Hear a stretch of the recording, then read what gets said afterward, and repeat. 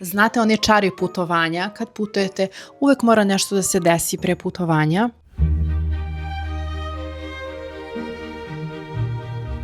E pa ovaj put smo mi rezervisali taksi, ali dan pre, tako da nas je probudio u 3 ujutru, mi smo bili šokirani, nismo znali šta se dešava, ko nas zove, da li je sve u redu, smo dan ranije malo požurili, ali sledeći dan smo imali let u 6, pozvali smo taksistu oko 2:30, on je došao, ali je bilo problem zato što je u taksiju toliko smrdalo na cigare da je to bilo nenormalno i to nije bilo najgore. Krenulo je da sija lampica neka koja se ne gasi, mi smo ga pitali da li je to zbog pojaseva, da li treba se vežemo.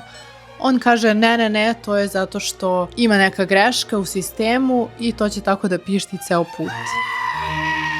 Tako da, 20 minuta je to pištalo, mi smo se pravili kao da se ništa ne dešava i stigli smo na aerodrom, ali naravno da nije radila kartica, nismo mogli da platimo karticom, jedva smo se snašli za pare, ali kada sam ugledala avion i aerodrom, kada sam ušla unutra, na sve sam zaboravila i putovanje može da krene.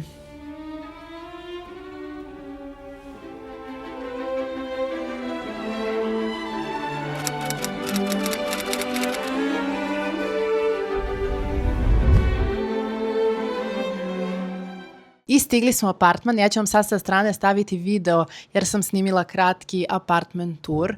Imali smo super apartman na prvi pogled jer je ovo bio prvi apartman koji smo promenili, do kraja videa ćete saznati i zašto.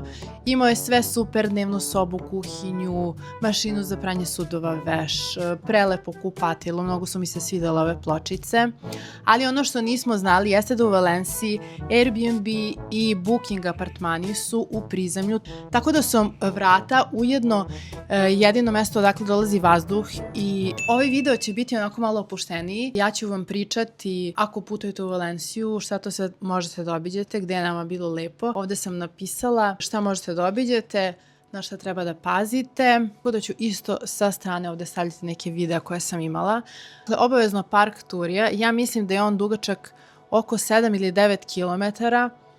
Oni toliko dobro održavaju taj park da je stvarno izgleda kao raj. Ljudi su toliko tamo aktivni, trče, vidjet ćete na svakom koraku da li je neka grupa devojaka ili žena koje rade jogu. Kad smo već kod parka, jedan veliki deo zauzima biopark i stvarno, ovo je najlepši zoovrt u kom sam ikad bila. Iskreno, u početku nisam bila za to da idemo. Mislila sam, ok, imamo u Beogradu zoološki vrt, šta će nam još jedan, ali ovo je potpuno druga priča. Ovde se životinje ne drže u onim klasičnim kavezima, nego imaju ogromne prostore, bukvalno kao da si zakoračio u Afriku. Dok šetaš, oko tebe su žirafe, slonovi, lavovi, krokodili, a ono što je posebno zanimljivo, barijere skoro i da ne vidiš. Sve su sakrili pomoću reka, stena i stakla, pa imaš osjećaj da si baš blizu. Najviše mi se svideo osjećaj da su životinje slobodne, da imaju prostor i izgledaju zadovoljno, a ne zarobljeno. Cijela ideja je da njima bude što prirodnije, a posetioci da osjećaju kao da su deo njihovog sveta. Još jedan savjet, najbolje je da dođete 2 sata pred zatvaranje, tada je najmanja gužva, imate osjećaj kao da ste sami sa životinjama, što celu posetu čini još posebnijom. Na kraju moram da priznam, ovo nije običan obilazak zoološkog vrta, osjećaj je kao da si otputovao na safari, samo što si u sred Valencije. Ako dođete ovde, ovo je stvarno must see. Ja kad mi zvoni alarm, pravim se da sam mrtva. Da, sledeća stvar koju možete da vidite u mom prethodnom videu, ako niste pogledali, obavezno pogledajte, a to je grad nauke i umetnosti. Valencija je po tome uglavnom i poznata i prepoznatljiva. Imate svašta da radite, da idete u muzej nauke i umetnosti, da idete u taj oceanografik, najveći akvarijum. Jako je zanimljivo i ovako arhitektura, kako izgleda danju, noću, baš prelepo. Valencija, katedrala i sada idemo na taj snimak. Nakon što smo napustili oceanografik, uputili smo se do katedrale Svete Marije, mesto gde se čuva jedna od najvećih misterija hrišćanstva, Sveti Gral. Pehar za koji mnogi veruju da je onaj iz kog je Isus pio na posljednjoj večeri nalazi se upravo ovde. Hodajući ovuda imaš osjećaj da si dotakao deo istorije star više od 2 milenijuma. Sada ulazimo u kapelu u kojoj se čuva Sveti Gral. Nije mu moguće prići bliže jer je zaštićen iza stakla. Kažu da je Sveti Gral vekovima bio skriven i da su mnogi kraljevi ratnici tragali za njim. A ipak jedno od retkih mesta na svetu koje tvrdi da ga čuva nalazi se baš ovde u Valenciji. Pehar je napravljen od tamnog ahata, ukrašen zlatom i dragim kamenjem. Njegova boja se mijenja u zavisnosti od svetla, nekad izgleda gotovo crno, a nekad tamno crveno. Čuva se u posebnoj kapeli unutar katedrale, obavijen tišinom i poštovanjem vernika. Da nastavimo sa ovim mojim spiskom. Dakle, ukoliko idete u market ili kupujete neke stvari za doručak, ručak, kako već imate apartman, moja omiljena prodavnica tamo je bila Konzum. Ja sam jedva čekala ujutro da se probudim samo da bih otišla u tu prodavnicu. Imali su da sami iscedite svežu pomoranđu, da napravite sok. Tako neke jednostavne, zanimljive proizvode za svaki dan, za doručak, za ručak. Baš zanimljivo. Dakle, Konzum market. Što se tiče još kupovine i tako nekih sitnica, tu je prodavnica koja se zove Ale Hop.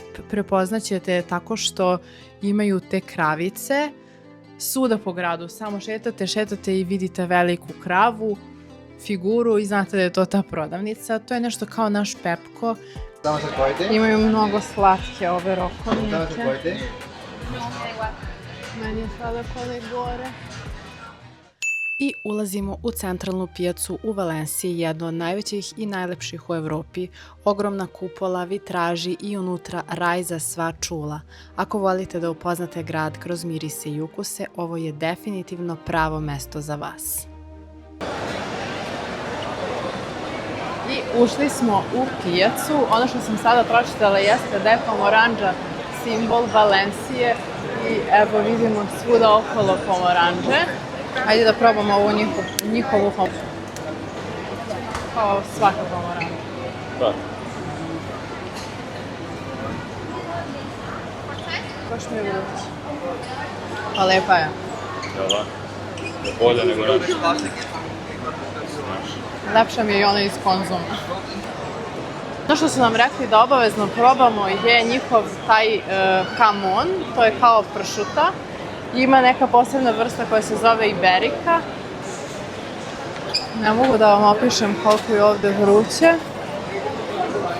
Na pijaci je bilo dosta tezgi sa različitim pršutama, ali smo se odlučili da stanemo tamo gde je bila najveća gužva. Rekli smo, ako svi čekaju, mora da vredi i tako smo se našli u redu skoro 20 minuta.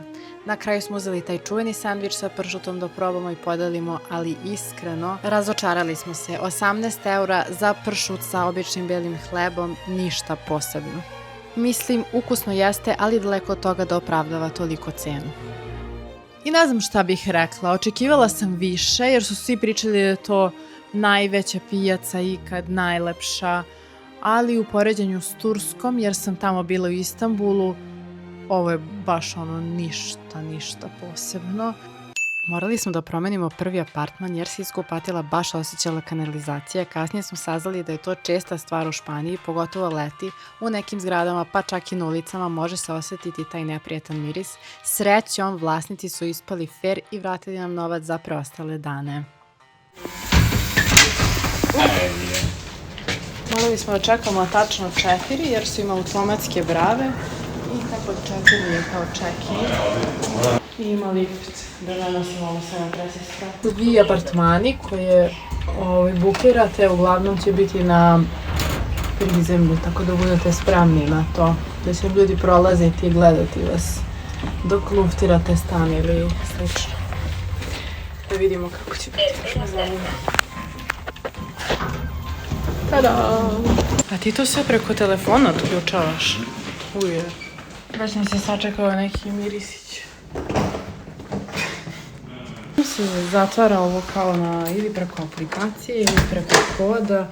Imaju ove brave kuhinjica.